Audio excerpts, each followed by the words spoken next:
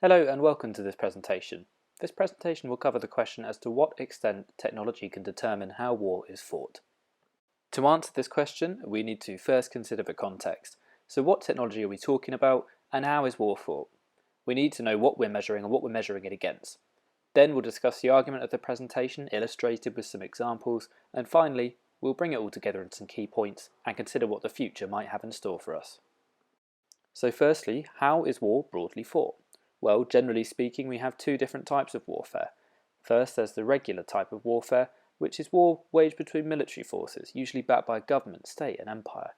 Secondly, there's irregular warfare, broadly seen as a guerrilla warfare or terrorism, wars of liberation. And this difference is super important because the same technology we look at could be used differently for both types of war, or indeed in similar ways, blurring the boundaries. But what technology are we even talking about? For the purpose of this presentation, we'll consider technology to be an innovation, something that, within the field of conflict history, could change the way that war is fought. Several technologies throughout history have been said to fit this bill, be it the invention of the catapults by the Macedonians in the 4th century, or gunpowder later in the 9th century. Such technology has also played a role off the battlefield too. The use of improvised explosive devices, for instance, by the use of terrorists in irregular warfare, is worth consideration. Now, with that context in mind, the argument of this presentation is as follows. First, technology can have a profound impact on the battlefield and how war is fought. In some cases, it can prove to be decisive. However, on balance, technology has not been and will not be the only determining factor in how warfare is ultimately conducted. To the first part of that argument, though, there are so many individual case studies that can be used to say that technology has been a defining factor. First, let's take the Battle of Omdurman in 1898 as an example, where around 10,000 Mahdiist soldiers were killed, compared to around 80 killed in the British Army. The dominance of the British here was at least in part down to long-range artillery, gunboats, machine guns and a mounted contingent, so resources that the opponent simply didn't have.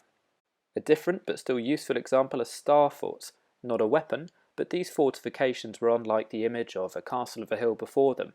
They were characterised by low, thick walls that were intercepted by bastions, designed to defend against long-range ballistics.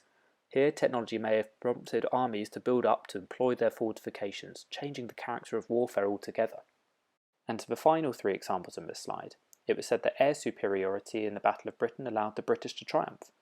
The AK-47, a tool that's regularly been used in regular warfares, has been easily accessed by many insurgents, allowing them to transition from irregular warfare and fight in some ways on an even keel with those in irregular warfare.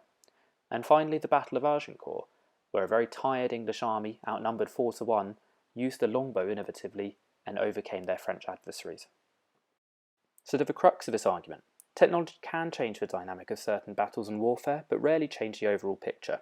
Other elements are often at play. The result of the Battle of Britain was arguably as much down to poor tactical choices by the Luftwaffe as it was about air power. For the Battle of Agincourt, the use of heavy armour by the French army meant that soldiers were less mobile than their English counterparts. Again, tactics played a large part. And technology doesn't work all the time as well. We can look at the failure of the V-2 rocket in World War II, or the fact that Agent Orange and napalm didn't ultimately achieve its aims of weeding out guerrilla fighters in Vietnam. And finally, there are some immutable facts of war that technology just can't overcome. Historian Black would cite the difficulty of winter, for instance, citing that the unpredictability of winter weather affected operations in Italy during the War of the Polish Succession. We know that long supply chains, too, can often be a huge challenge for invading armies. That was seen in Napoleon's invasion of Russia, and also the invasion of Russia in World War II. And many historians would actually support this claim as well. I've listed several on this slide, which you can read through if you pause, but one I would just highlight is Van Crevland, who said, "The greatest victories that have been won in war do not depend upon a simple superiority of technology." Even those that advocate for the well-challenged Western way of warfare would concede this. Parker, a notable proponent, talks about a revolution in tactics and strategy as well as the scale of warfare increasing, such as manpower and technology. Likewise, proponent of this theory, Michael Roberts, places emphasis on the size of armies and strict discipline, not just technology. But where does that leave us now? What about the future? Well, an interesting thought posited by Gray is what would happen if a WMD, a weapon of mass destruction, ends up in the hands of insurgents? How could you take a tit-for-tat response with a nomadic enemy? What about the challenges with AI too?